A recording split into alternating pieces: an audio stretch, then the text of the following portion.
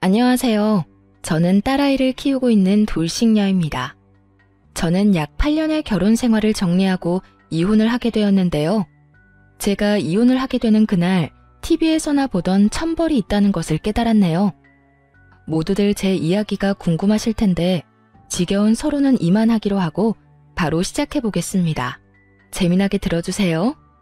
저와 남편은 결혼 7년 차를 맞이하고 있던 부부였어요. 저희에겐 눈에도 넣어도 아프지 않은 5살 된 딸아이가 있었습니다. 이제 5살이니 싫고 좋음을 표현하고 제법 대화가 통하긴 하지만 아이는 아이인지라 육아가 고된 건 어쩔 수 없는 일이었죠. 고된 육아와 사회생활로 지친 남편과 저 사이엔 사랑보단 동료애가 가득했고 그랬기에 어느 순간부터 사랑한다는 말 대신 힘내자, 수고했다는 말이 오가고 있었어요.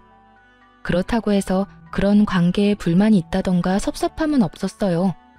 죽고 못 살아 결혼까지 했다고 한들 언제까지나 사랑만으로 살 수도 없는 노릇이고 남편과 제 사이에 사랑이 지고 피어난 동료애는 사랑이 밑바탕 되었기에 가능한 것이라 생각했기 때문이었어요. 이렇듯 남편과 제 사이엔 동료애라도 있었는데 시댁과의 관계에선 미운정만 남은 상태였어요. 아니, 미운정도 아닌 그냥 미운 상태였어요. 그 이유는 제가 아들을 못 낳았다는 이유 때문이었는데요. 남편은 누나 3명의 아들 하나로 아들 하나를 낳기 위해 갖은 노력을 다해 겨우 낳은 아들이었죠. 그런 아들이 결혼을 해서 딸 하나만 낳고 아들 소식이 없으니 그 원망들이 만만한 저를 향해 쏟아졌어요.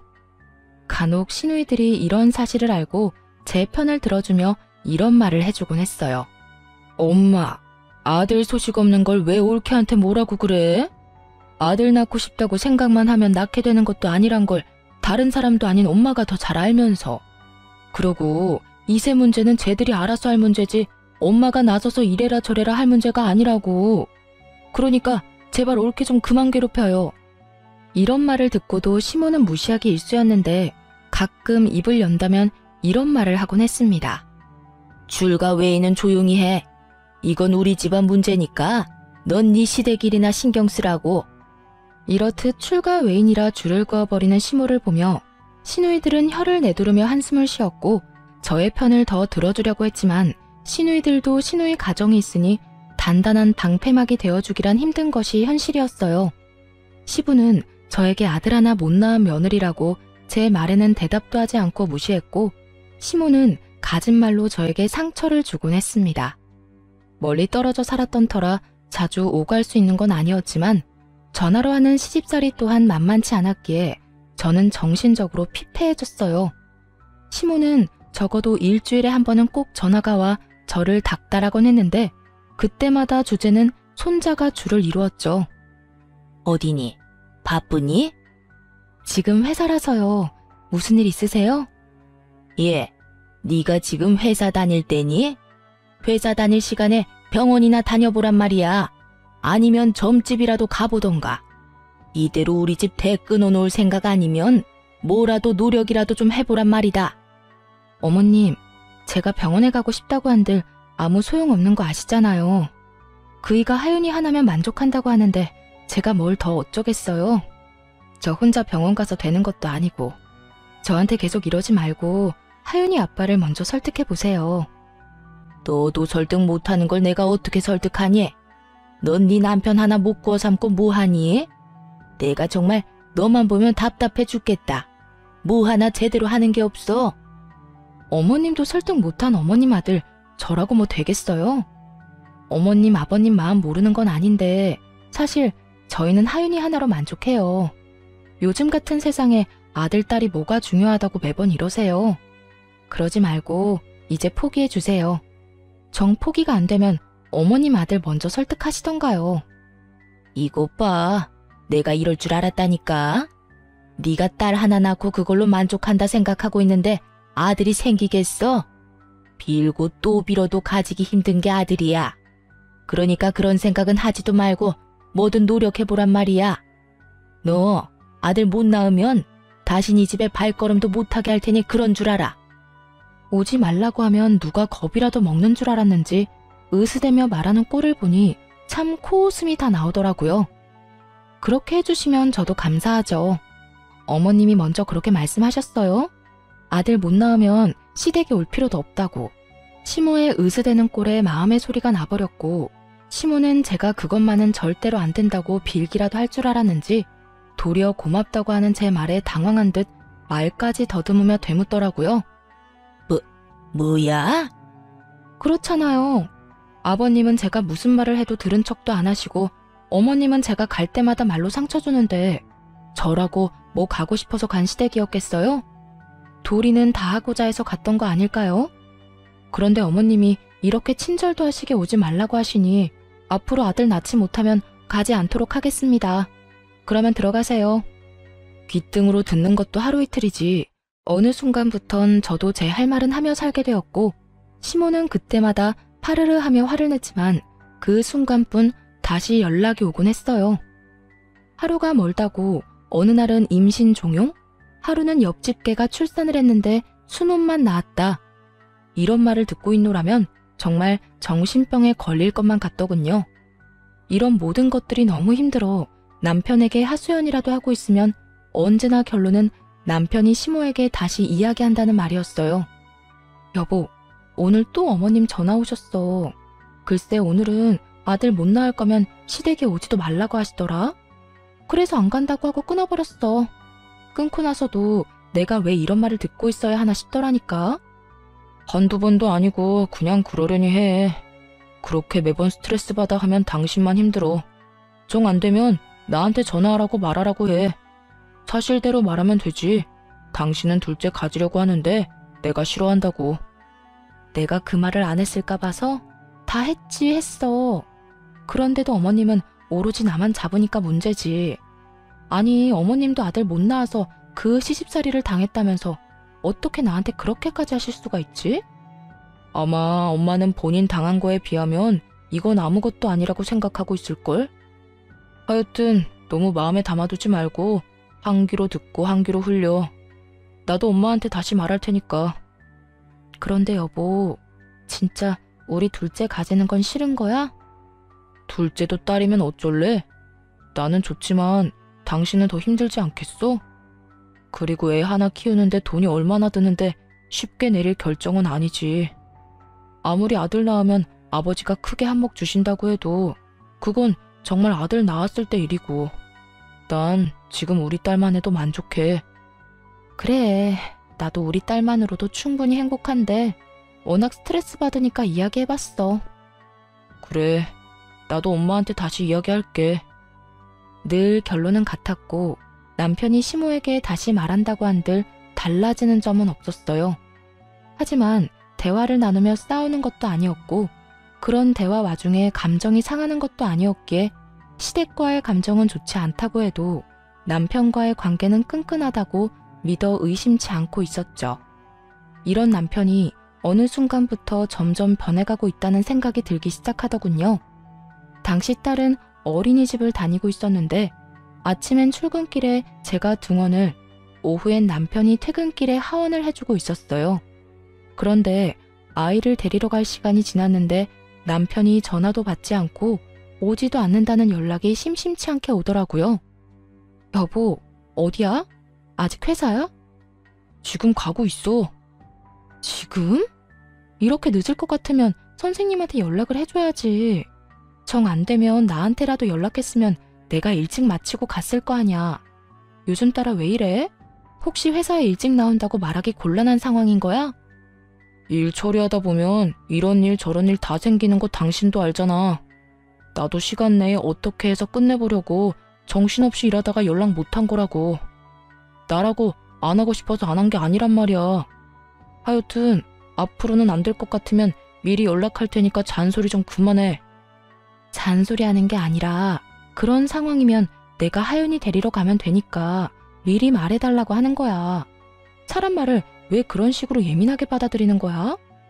그렇지 않아도 정신없는데 당신까지 전화로 이러니까 그렇지.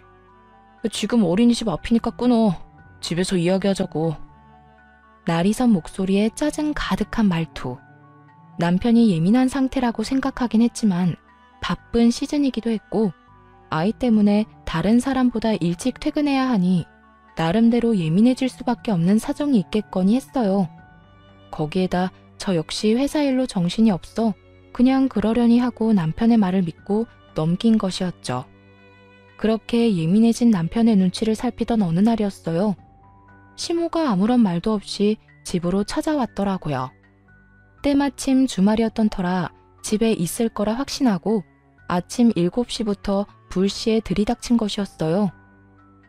어머님, 이 시간에 연락도 없이 무슨 일이세요? 아침부터 어디 갈 일은 없을 테니 연락도 없이 왔지.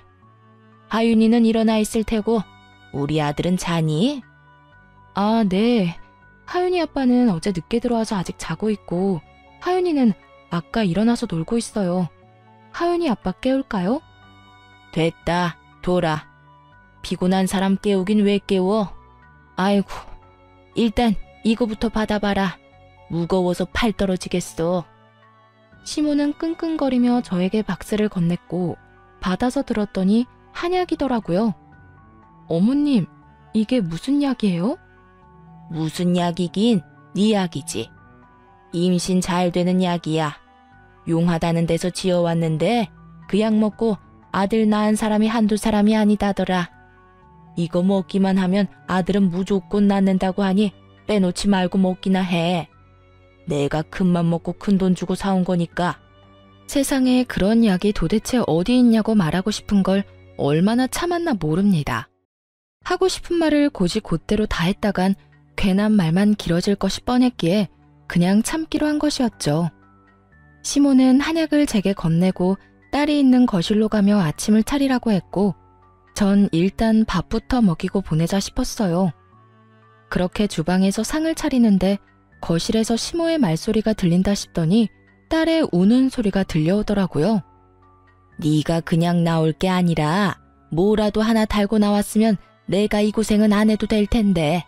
넌 도대체 엄마 뱃속에서 뭐 했니? 남들 다 달고 나오는 거 하나 안 달고 나오고. 어휴, 꼴 보기 싫으니까 방에 가서 놀아. 시모가 딸을 마땅치 않아 한다는 건 익히 알고 있긴 했지만 직접적으로 딸에게 저딴 말이나 한다거나 저런 행동을 한 적이 없었기에 딸만큼 저 역시 놀랐어요. 이럴 줄 알았다면 한 공간에 두 사람을 두는 일도 없었을 텐데 설마 저딴 말을 아이에게 할 거란 생각도 못했던 것이었죠. 시모는 딸에게 삿대질하며 방으로 들어가라고 고함을 지르고 있었고 딸은 시모의 모습에 놀라 울고 있더군요. 그 순간 정말 피가 거꾸로 솟는 느낌이 들어 딸아이를 안방 남편의 품에 안겨주고 거실에 나와 시모에게 소리를 질러버렸어요. 지금 뭐 하는 짓이세요? 왜 애꿎은 하윤이한테 이러세요? 내가 뭘 어떻게 했다고 그러니? 못할 말한 것도 아니고 없는 말한 것도 아닌데. 그런 말은 애한테 할 말도 아닐 뿐더러 그런 행동은 절대로 하면 안 되는 행동인 거 모르세요? 애가 얼마나 놀라고 상처받을지 그런 생각은 전혀 안 하시냐고요. 어머님한테 하윤이는 손주도 아니에요? 어쩌면 손주한테 그런 식으로 행동할 수 있냐고요. 내 아들 딸이니 손주가 맞긴 하다만 달가운 손주가 아니란 건 너도 잘 알지 않니? 내 입장에서 머리라도 한 대 콱 쥐어받고 싶은 걸 그냥 눈앞에서 사라지라고 해준 거다. 그러니까 네가 지금 나한테 화낼 게 아니라 고맙다고 해야 할 상황이다 이 말이야. 그런 말이나 하실 거면 그냥 돌아가 주세요. 뭐야? 그런 말 같지도 않은 말씀 하실 거면 그냥 돌아가시라고요. 여긴 엄연히 저희 집이고 저희 딸 공간이에요. 저희 공간에서 그런 말 하는 거 저 굉장히 불쾌하고 싫습니다. 그러니 돌아가 주세요. 이미 전 시모와 마주하기도 싫은 상태였고 그랬기에 당장 나가라는 제 말은 꽤 단호했어요.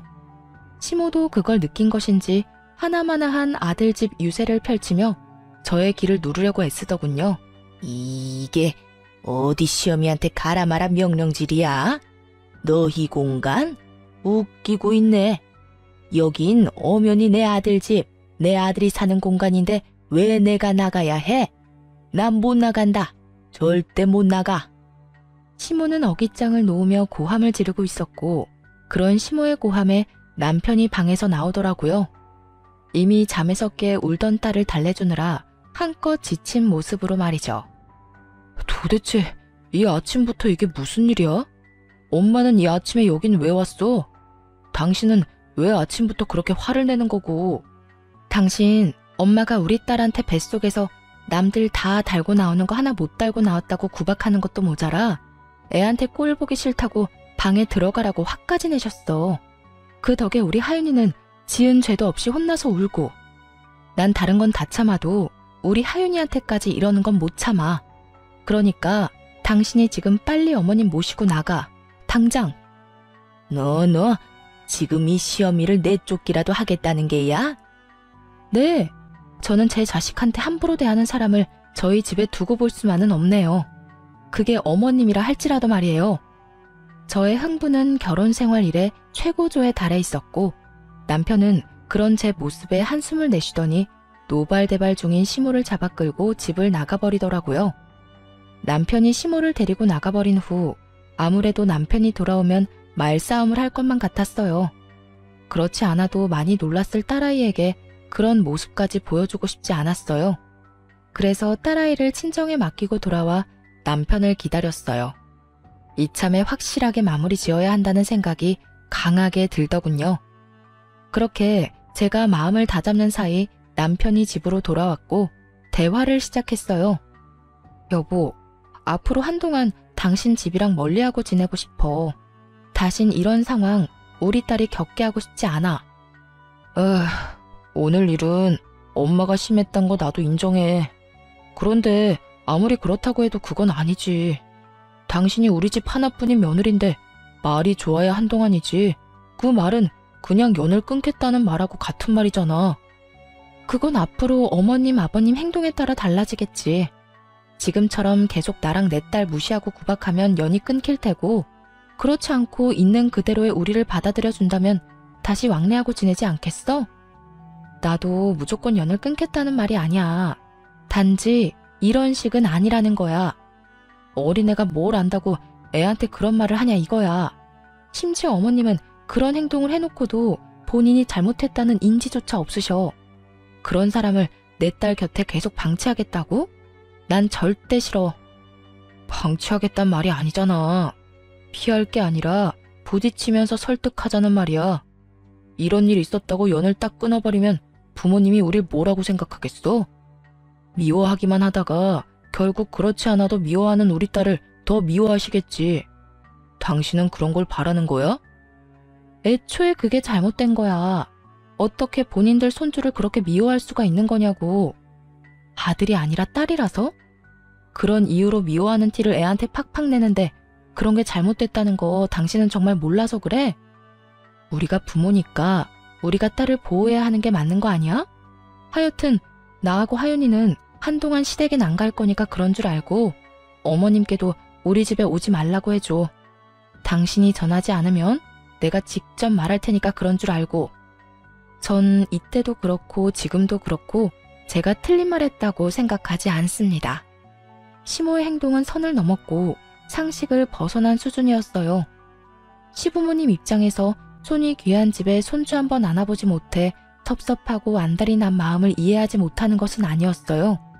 하지만 본인 아들이 그렇게 둘째는 싫다고 하는 가운데 그 비난의 화살을 저와 제 딸에게 쏘아버리는 건 저로서는 절대 용납할 수도 용납해서도 안 되는 일이라 생각했습니다. 그래서 전 남편에게 제 뜻을 굽히지 않고 말하게 되었고, 남편은 그저 시댁의 입장에서만 생각한다 싶더니 결국 저의 성격을 트집잡아 화를 내기 시작하더라고요. 당신 진짜 이런 사람이었어? 무슨 여자 성격이 이렇게 대쪽 같아? 좀 아닌 것 같아도 상황에 따라서 좀 굽힐 줄도 알아야지. 하나부터 열까지 무조건 당신 말대로 당신 뜻대로 다 해야 그 직성이 풀리는 거야? 이런 상황이니까 굽히지 않는 거야. 내가 지난 결혼 생활 동안 이렇게까지 싫다고 한 적이 있었어? 누구보다 잘 아는 사람이 왜 그런 식으로 말해? 아, 됐어. 당신한테 진짜 실망이 크다. 난 당신이 이런 여자인 줄 꿈에도 몰랐다. 당신이 뭐라고 하든 난 우리 집에 갈 거니까 당신은 당신이 하고 싶은 대로 해. 더는 이 이야기 하지도 말자. 진짜 질리니까. 치열한 말다툼 끝에 남편은 마음대로 하라고 아주 큰 소리를 지르며 방으로 들어가 버렸고, 그렇게 저희의 각방살이가 시작되었어요. 다음날 딸을 데리러 친정에 갔더니 엄마가 굳은 표정으로 절 조용히 부르더라고요. 딸, 너 이것 좀 봐라. 굳은 표정으로 엄마가 저에게 건네준 것은 다름 아닌 딸이 그린 그림이었어요. 딸, 남편, 저로 추정되는 사람이 나란히 서 있는 그림이었는데 도무지 이상한 점이 없는 그림을 건네주는데 엄마의 표정이 너무나도 굳어있어 의아했죠. 이게 왜? 무슨 문제 있어? 나도 아무 문제가 없는 줄 알았는데 하윤이가 이 그림을 그렸길래 내가 누구냐고 물어봤는데 글쎄 이 여자가 네가 아니라 언니라고 하더라. 내가 몇 번이나 물었는데 계속 언니라고 그랬어. 아빠 친구 언니라고. 이게 무슨 일이니? 뭐? 확실해? 엄마가 아니라 언니래? 그래. 몇 번이나 물어서 애가 짜증을 다 내더라니까. 너 정서방이랑 무슨 일 있니? 이거 엄마가 보기엔 보통 일 아닌 것 같아. 엄마의 말대로 보통 일은 아닌 것 같았어요. 물론 아이의 말을 100% 신뢰할 수 있는 건 아니었지만 같은 말을 반복해서 한다는 건 그만한 이유가 있기 때문이었죠. 결국 전 남편을 믿기 위해 남편에게 사람을 붙이게 되었습니다. 이렇게 오해만 쌓여나가다간 우리 부부 사이에 모르긴 몰라도 큰일이 벌어질 것이 뻔했기 때문이었죠. 흥신소의 연락을 기다리면서도 얼마나 바라고 또 바랐는지 모릅니다. 제발 딸의 착각이기를, 제발 제 결혼 생활의 종지부를 이런 식으로 찍게 하지 말아달라고 말이죠. 하지만 저의 이런 바람과는 달리 흥신소에서 전해온 소식은 제 결혼 생활의 끝을 알리고 있었고 제가 모르고 있던 현실은 정말 충격 그 자체였습니다. 안녕하세요, 사모님. 조사해본 결과 남편분은 외도를 저지르고 있는 것이 맞았습니다. 상대는 남편분이 다니고 있는 회사 근처 카페에서 일하는 알바생으로 나이는 25살이더라고요. 접근은 먼저 남편분이 했고요. 상간녀 역시 남편분이 유부남인 거 다 알고 있더라고요.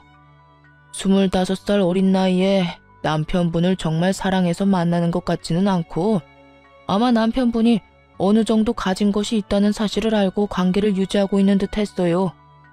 상간녀 집안은 더 조사해봐야 알겠지만 그렇게 부유한 집안은 아닌 듯 하고요. 일단 여기까지고요. 더 알아내는 대로 연락드리겠습니다. 우연찮게도 상간녀의 나이는 25살이라고 하더라고요. 남편을 처음 만났을 때 제 나이가 25살이었는데 참 많은 생각이 오가더군요. 들어보니 남편이 이때껏 딸 어린이집에 갑자기 늦기 시작한 건 전부 상간녀 때문이었는데 상간녀의 아르바이트가 끝나고 상간녀와 함께 딸을 데리고 간 것이었어요. 상간녀의 아르바이트 시간을 비교해보니 계산이 되더군요. 딸과 함께 남편과 상간녀가 찍힌 사진을 보는데 정말 치가 떨렸어요. 외도를 저지른 것도 치가 떨리는데 그 더러운 현장에 딸도 함께 데리고 있었다는 사실이 저를 더욱 화나게 했어요. 그 모진 순간들에도 저는 남편을 정말 믿었는데 그랬기에 지금까지 버틸 수 있었던 것이었는데 처음 안 순간부터 해서 지금까지 함께한 세월이 얼만데 어떻게 그런 우리의 시간을 이런 식으로 마무리하게 만드나 싶더군요. 남편에 대한 배신감은 생각보다도 컸고 외도 사진들을 보며 얼마나 울고 또 울었나 몰라요. 연애 시절 저를 향하던 남편의 미소를 사진에서 보는 순간 전 아이를 위해서라도 이혼을 해야만 한다는 생각이 들더군요. 더는 남편에겐 저와 딸이 있는 가정은 필요 없어 보였으니까요. 그렇게 전 친정 부모님께 모든 사실을 털어놓고 딸을 부탁드리고 이혼 준비를 시작했어요. 증거가 명확한 덕분에 이혼 준비는 수월하게 진행되었고 마무리가 될 무렵 상간녀를 찾아갔습니다. 어떤 여자인지 직접 보고 싶었거든요. 상간녀가 일하는 가게에 들어서는 순간 저를 알아본 상간녀의 표정이 순식간에 굳더군요. 저는 주문도 하지 않은 채 테이블로 가서 앉았고 그런 제 테이블로 상간녀가 물을 가지고 와 맞은편에 앉더라고요.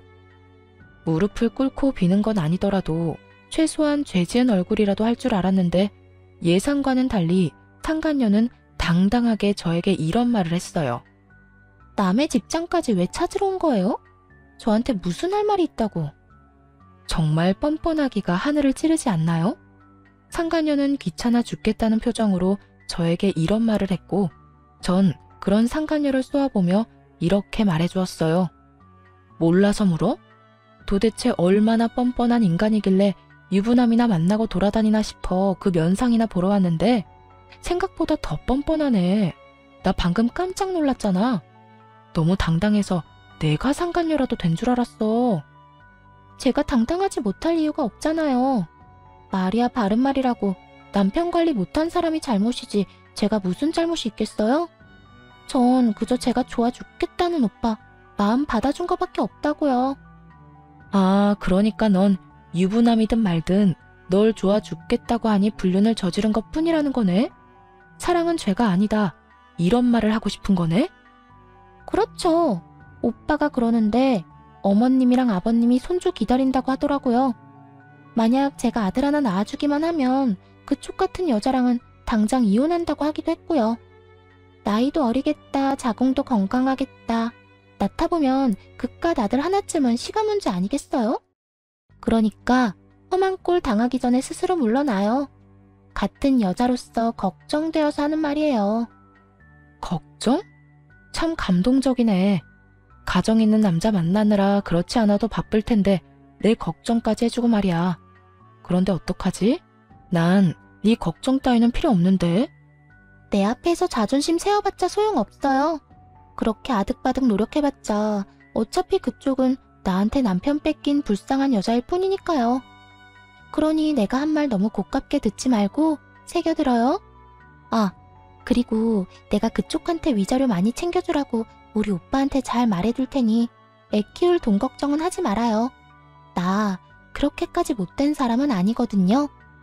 찾아올 때만 해도 조용히 있다가 가려고 했는데 상간녀 하는 꼴을 보니 그냥 가선 안 될 일이더군요. 남의 가정을 파탄으로 몰고 간 주제에 당당해도 너무 당당한 꼴을 짓밟아줄 필요가 있다고 생각했어요. 그래서 전 그대로 자리에서 일어서 상간녀의 뺨을 내리쳐버렸어요. 양쪽 뺨 다 말이죠.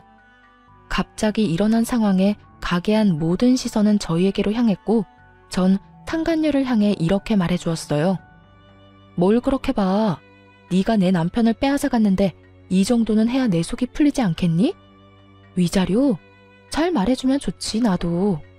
그런데 내 위자료는 내가 알아서 잘 받아낼 수 있으니까 걱정하지 마. 참고로 너한테도 받아낼 생각이니까. 너도 돈 준비하는 게 좋을 거야.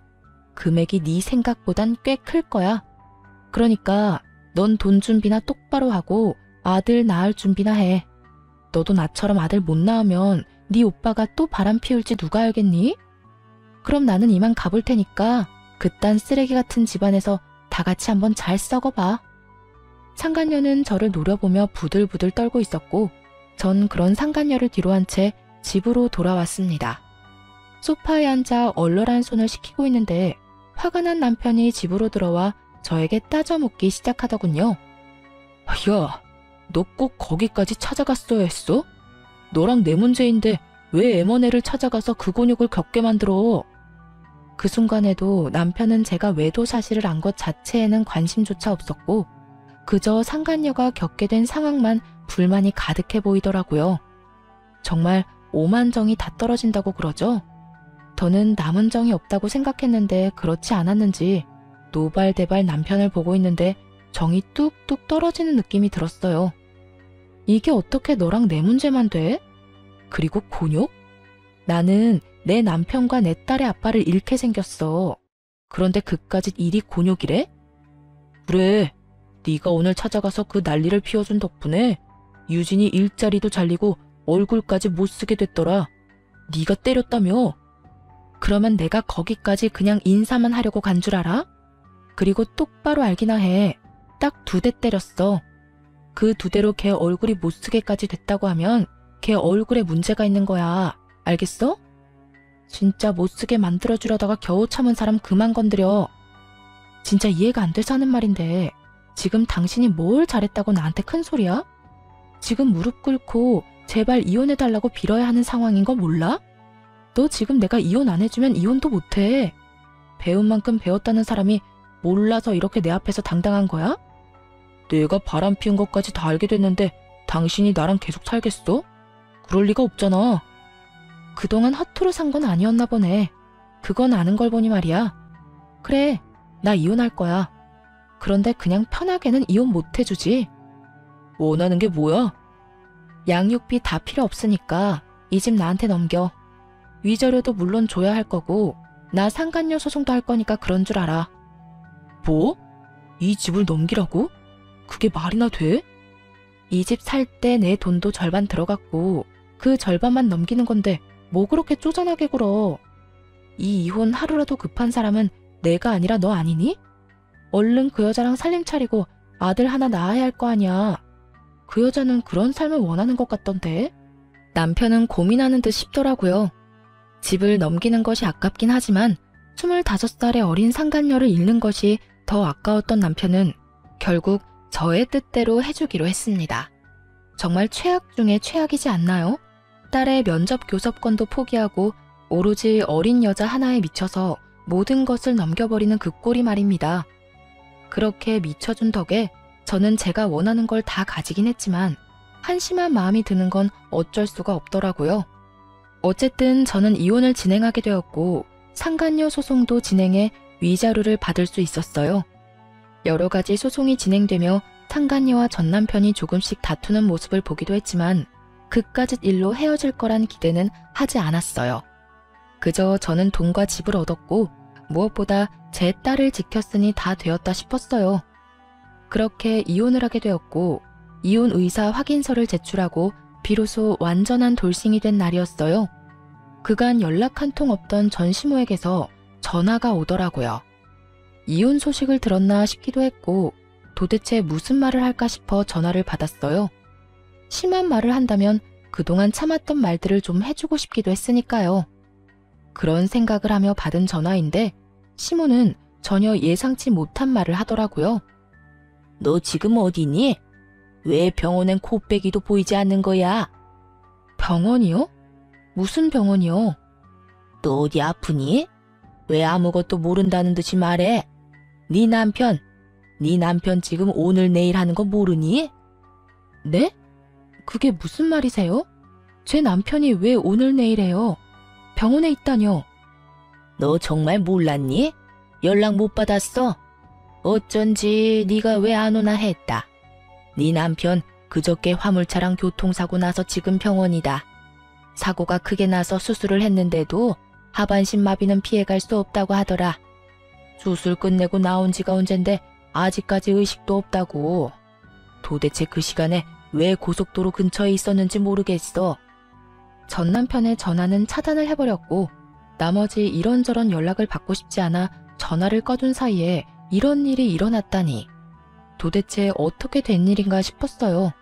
들어보니 고속도로를 올리기 직전에 사고가 난 것 같은데 그 시간에 왜 거기 있었는지 이해가 되지도 않았고요. 하지만 그런 제 궁금증은 금방 풀리게 되었어요. 어린 여자애도 같이 있었다고 하는데 아니 그 어린 여자가 왜 우리 아들 차에 같이 타고 있었는지 이해가 안 된다니까.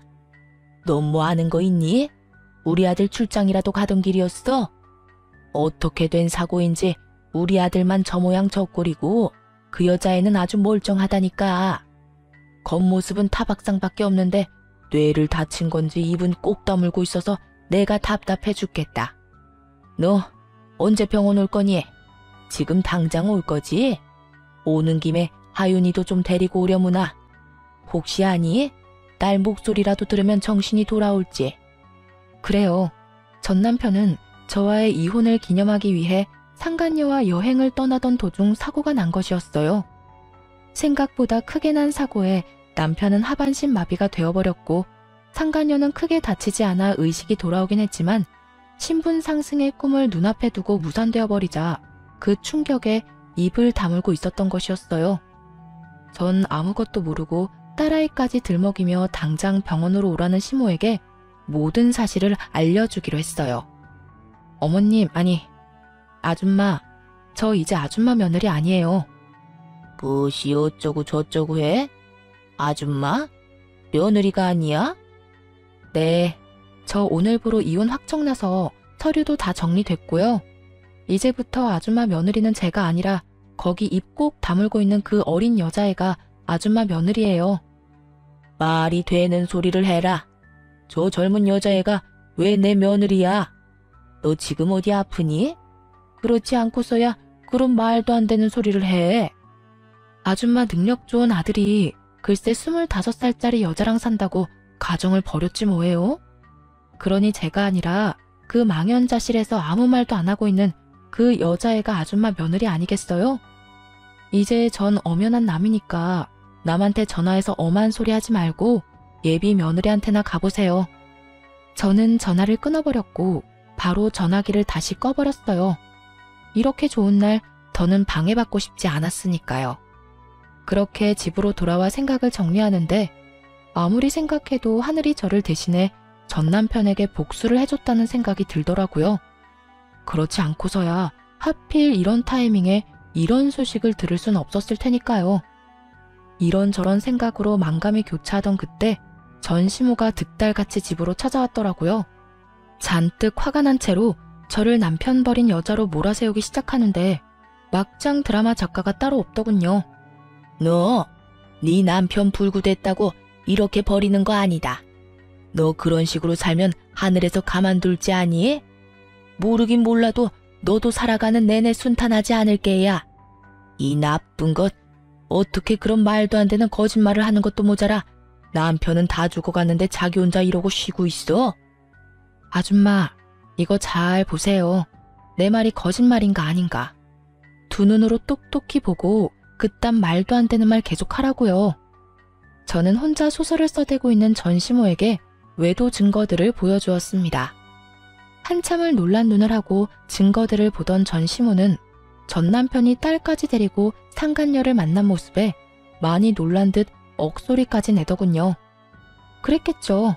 전 남편이 딸이라면 죽고 못 사는 모습이 기억날 텐데 지금 본인의 손에 들린 사진은 다른 진실을 말해주고 있었으니까요. 이제 알겠죠? 제가 먼저 배신한 게 아니에요. 아줌마 아들이 먼저 외도를 저질렀고 그것도 모자라 그 여자 때문에 가정까지 버렸다고요. 그렇게 예뻐하던 딸 양육권까지 포기하고 가버린 건 다름 아닌 아줌마 아들이라고요. 아무리 그래도 너희가 함께한 세월이 얼만데 병원 정도는 가줄 수 있지 않니? 내가 이 나이에 그 뒷바라지를 어떻게 한단 말이니? 그러지 말고 한동안 병원 좀 가서 네가 우리 아들 병시중 좀 들어다오. 사람을 구하긴 했어도 믿을 수가 없어. 그러니까 네가 좀 가서 도우라니 말이야. 아줌마 아들이 누굴 닮아서 그렇게 뻔뻔하나 싶었더니 다 아줌마 닮아서 그리 뻔뻔했나 봐요. 뭐야? 아니 사람이 뻔뻔해도 정도가 있지. 어떻게 다른 이유도 아니고 남편이 바람 피워서 헤어졌는데 그런 전 남편 병시종을 들라고 할 수가 있어요? 진짜 궁금해서 묻는 말인데 아줌마 얼굴은 철판이라도 까졌어요? 그렇지 않고서야 이렇게까지 뻔뻔할 수는 없을 것 같아서요.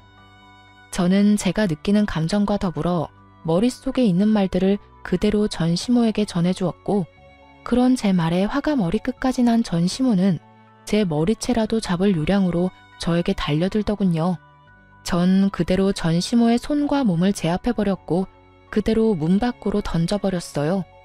그리곤 예전 전시모가 사주었던 한약을 바닥에 고꾸라진 전시모에게 다 던져버리곤 이렇게 말했습니다. 워낙 귀한 거라고 하니 한 첩도 안 먹었어요.